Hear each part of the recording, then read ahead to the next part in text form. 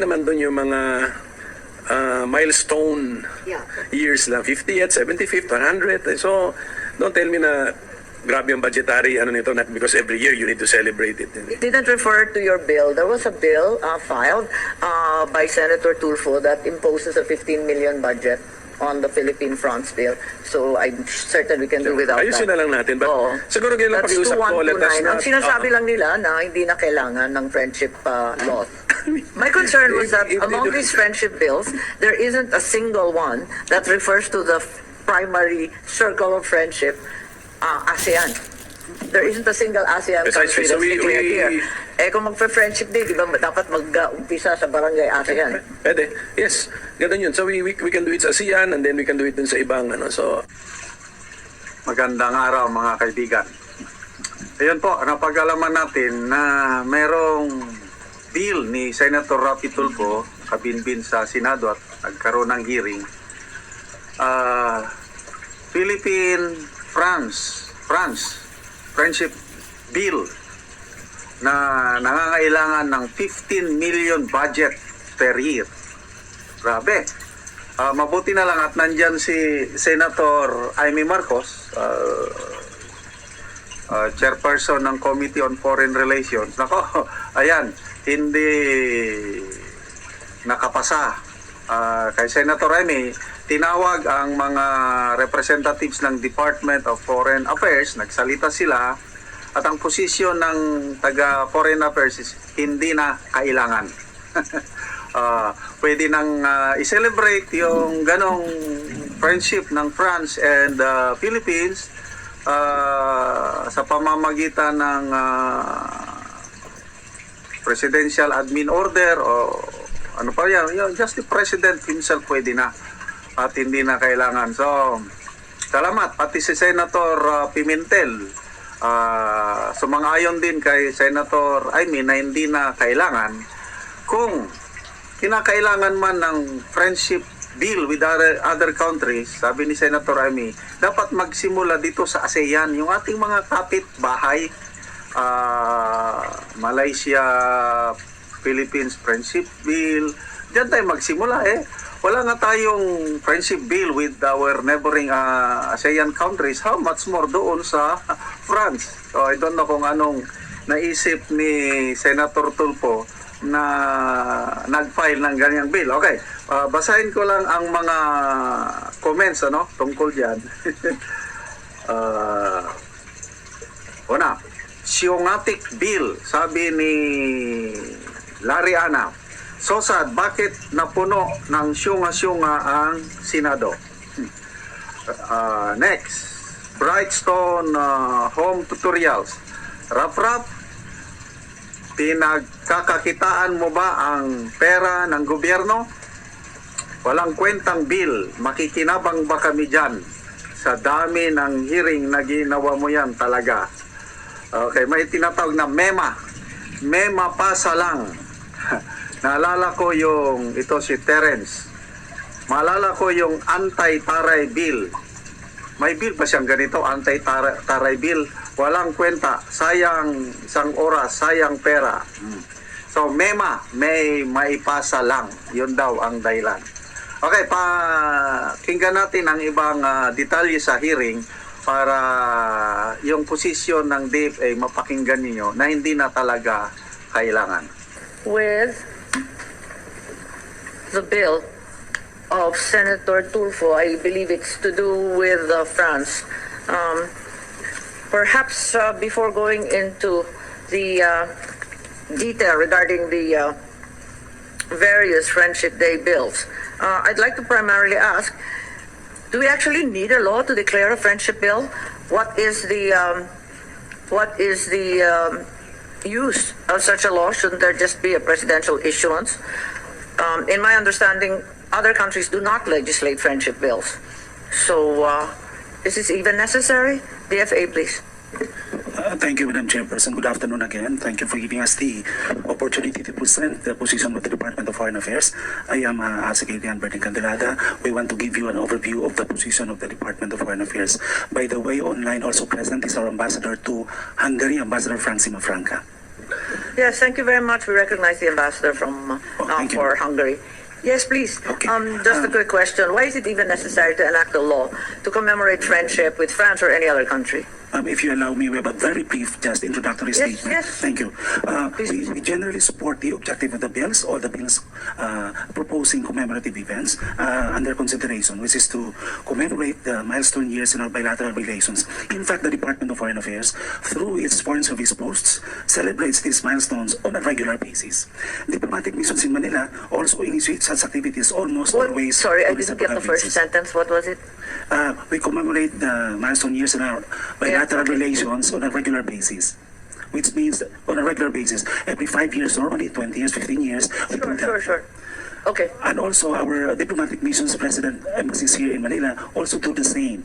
Also, what? Do the same. There's Also do the same, sorry. also. Also initiate such activities.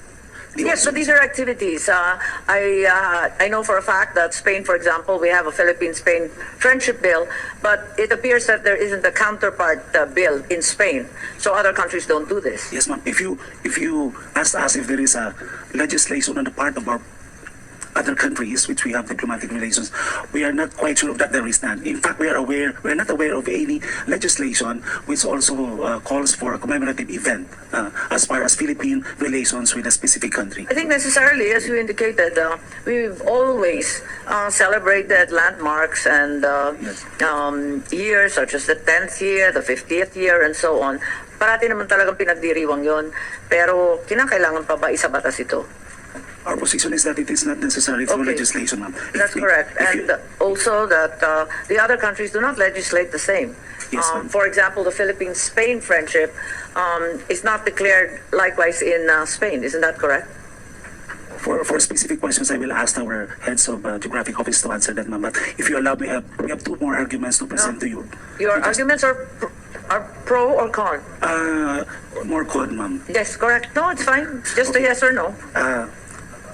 Such The commemorative. authors aren't here in the first place. We also think that the proposals like this would entail general appropriations on a regular basis. Yes, there's a level of concern with It can the be costly. first one, which is the Philippine-France one. It involves 15 million and also falls under one of the cultural affairs groups under the NHCP and not the DFA, which I thought was peculiar as well. In fact, for us, due to our tight fiscal policy, it is more prudent for us to do these things on not every year, but on significant years like 15, 20. That's correct. Yes, what I know is 50 years is usually the operative time frame, di ba? Thirdly, ma'am, we have also to take into consideration the political sensitivity of this proposal. Of course, other countries would ask why we are only doing this to several countries, not to others. So there is a political sensitivity component into this proposal. Yes, I think there's a level of concern with regard to the Philippine-Israel Friendship Day. This might not be the best time to do so, to pass such. For other questions, yes. For other questions, ma'am, we have the heads of our ASPAC, our Middle East, and our European affairs to address some of the questions, specific questions. Thank you. Okay, that's great. Is there anyone else who would like to weigh in on the propriety and necessity of passing Friendship Day bills with various countries? Anything else you'd like to add? Firstly, we don't have any friendship bills with ASEAN, which should be the first circle of friendship.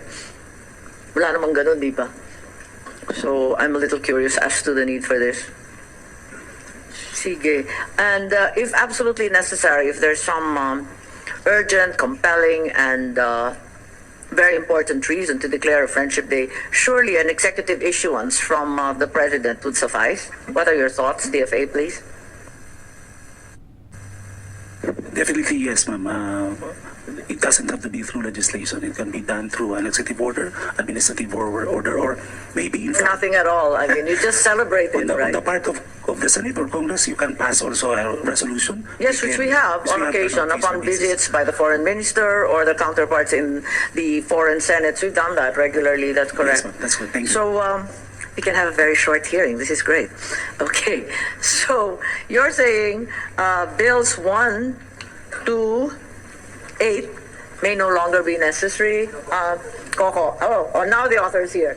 The position, Koko, of the DFA is that there is no need to declare friendship days, and that in fact the counterpart countries such as Spain have never declared friendship days, even if we have a Philippine-Spain friendship day. Sa Spain, di naman nila ginawang batas.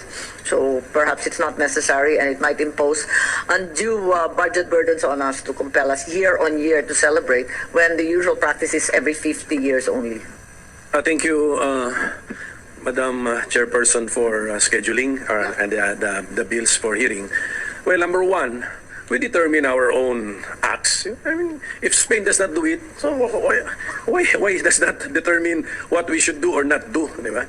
And if you read the bills, sinabi naman doon yung mga milestone years lang, 50th, 75th, 100th. So, don't tell me na grabe ang budgetary, not because every year you need to celebrate it. It didn't refer to your bill. There was a bill filed by Senator Tulfo that imposes a 15 million budget on the Philippine-France bill. So I'm certain we can do without Ayusin that. na lang natin. But siguro ganyan lang That's pakiusap ko. Let us 2129. not, Ang sinasabi lang nila na hindi na kailangan ng friendship law.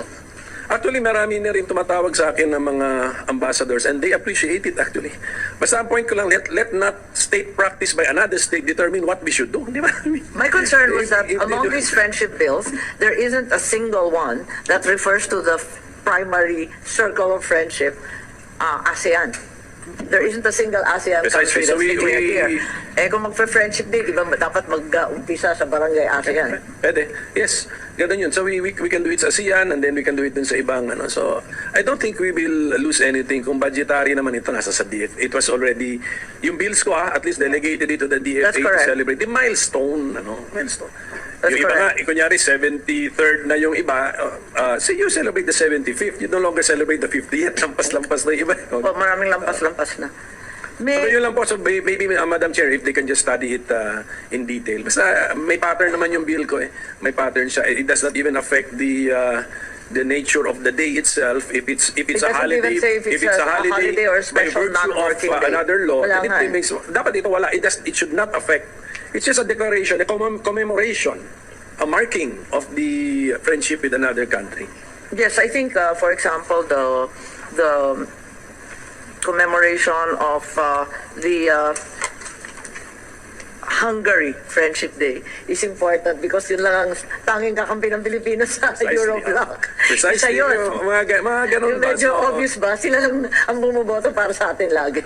At saka, agree naman yata tayo that we want to be a friend to all nations. So all the more we are declaring friendship days which do not add to holidays. Which should No, not wala naman. add to holidays. Wala naman talaga.